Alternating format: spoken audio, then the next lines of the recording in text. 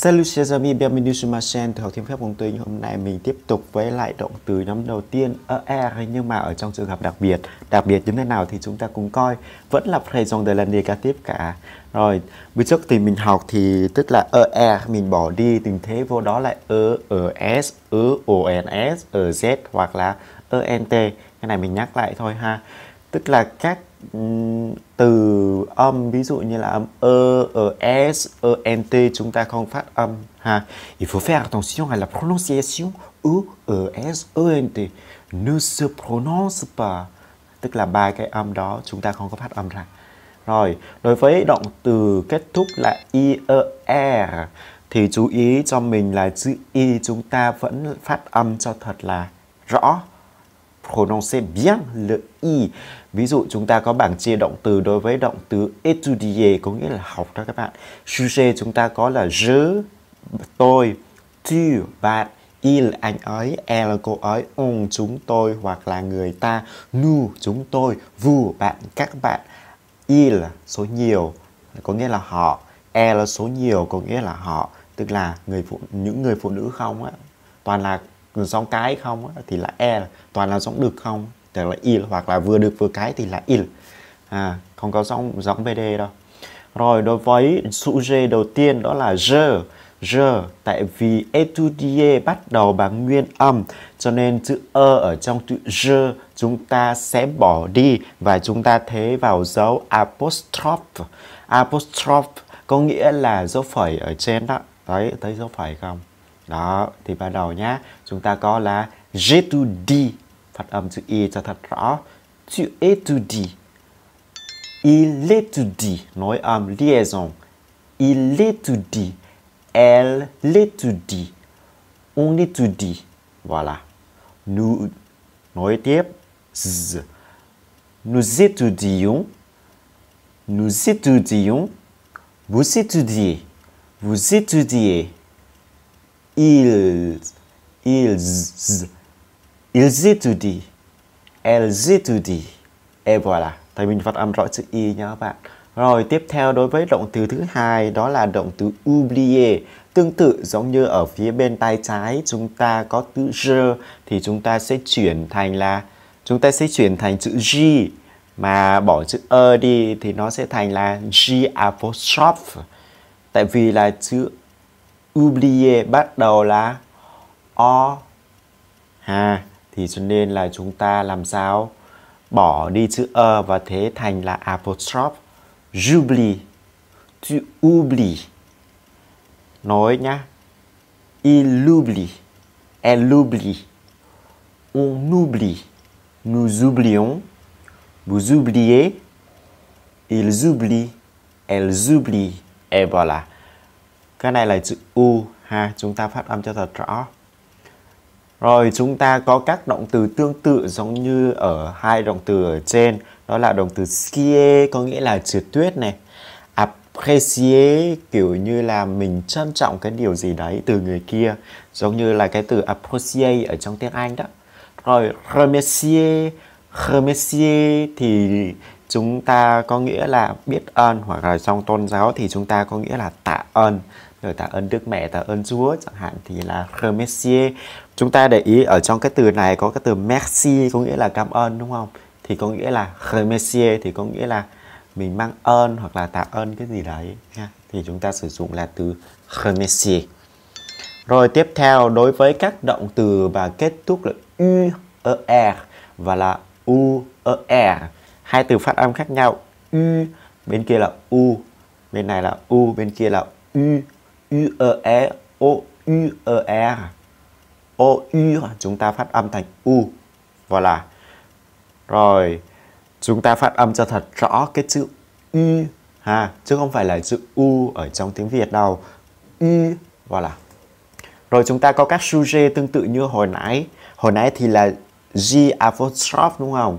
Còn bây giờ thì là je, nó không có thay đổi gì tại vì là từ continuer bắt đầu còn tiếp tục sorry các bạn, tiếp tục thì bắt đầu bằng chữ c phụ âm. Je continue. Et voilà. Tu continues.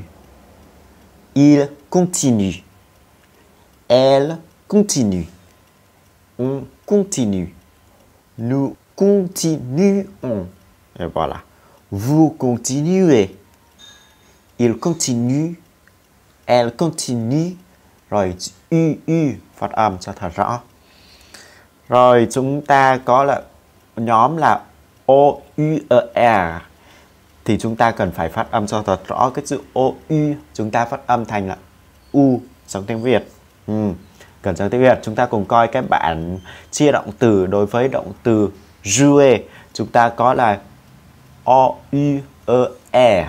Đó, jouer có nghĩa là chơi. Ví dụ mình chơi bài thì mình có thể là je joue aux cartes. Et voilà.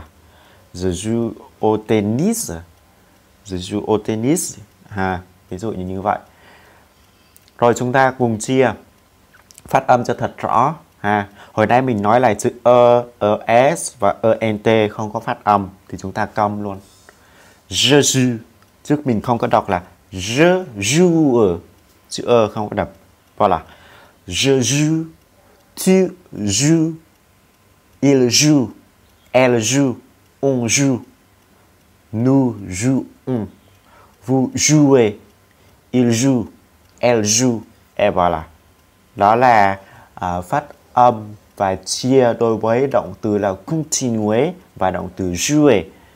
Ví dụ chúng ta cũng có động từ là louer thì nó cũng na ná chia giống như là jouer. Rồi, đối với các động từ kết thúc là cer và ger thì như thế nào? Rồi chúng ta cùng coi.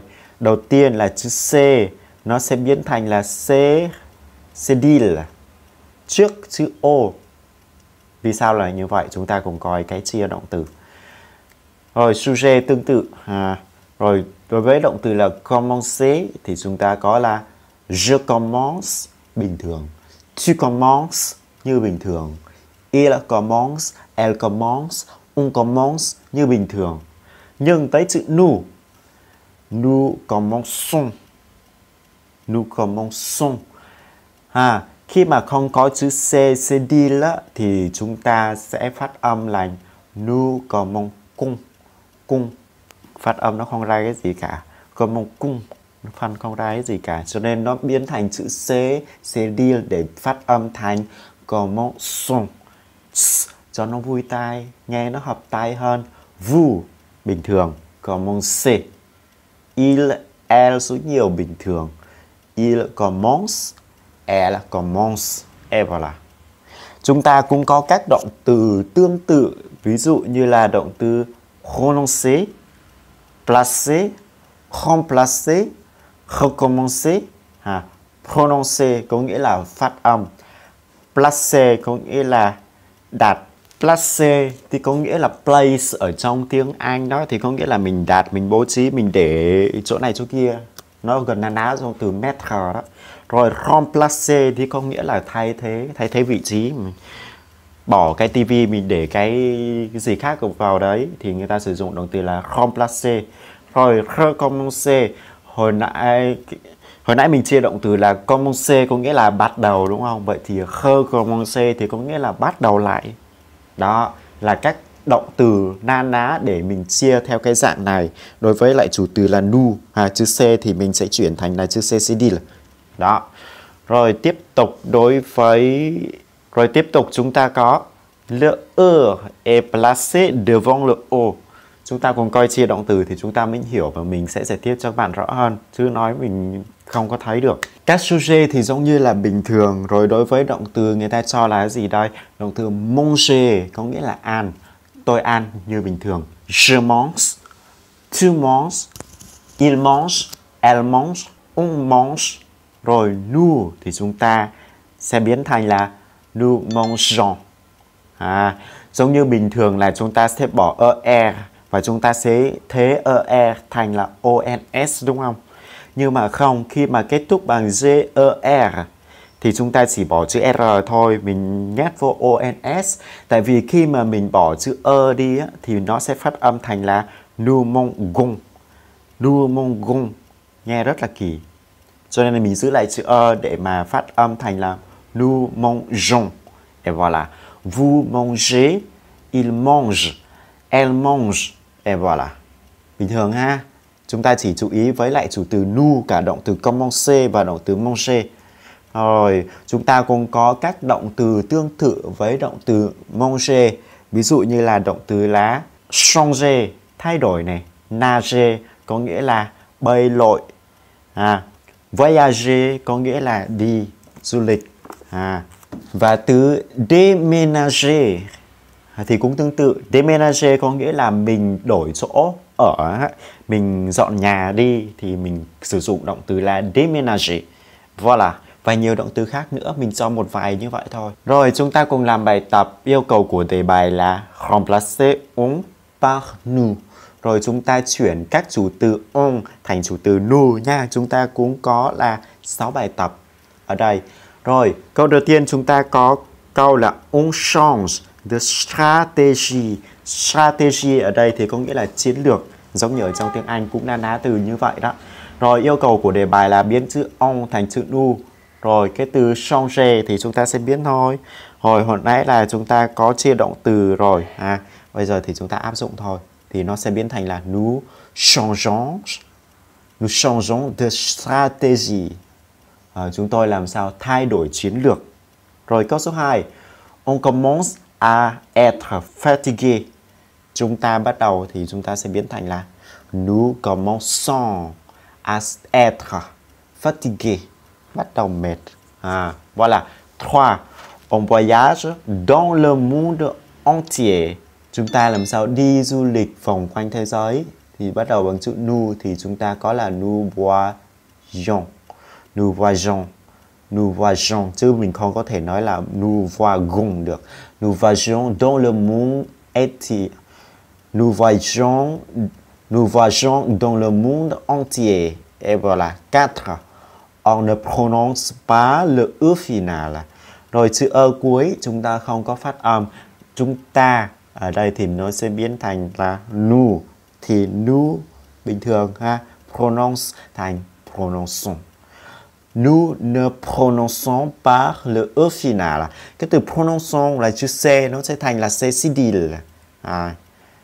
Câu số 5. On place 4 cartes sur la table. Họ đặt 4 cái gì? Carte, 4 lá bài. Ở trên đâu? Trên cái bàn. Thì ở đây chúng ta nous plaçons. Chữ C sẽ biến thành C cédille. Nous plaçons 4 cartes sur la table. Rồi 6. On recommence l'exercice. Họ bắt đầu lại. Chúng ta bắt đầu lại bài tập. Thì nous thì sẽ biến thành là nous recommençons. Rồi chữ C nó không biến thành là C cédille. Và không có chữ E. Rồi voilà, đó là tất cả những gì mình chia sẻ. Merci bien. Merci. À la prochaine fois. Au revoir. Nhớ đăng ký kênh.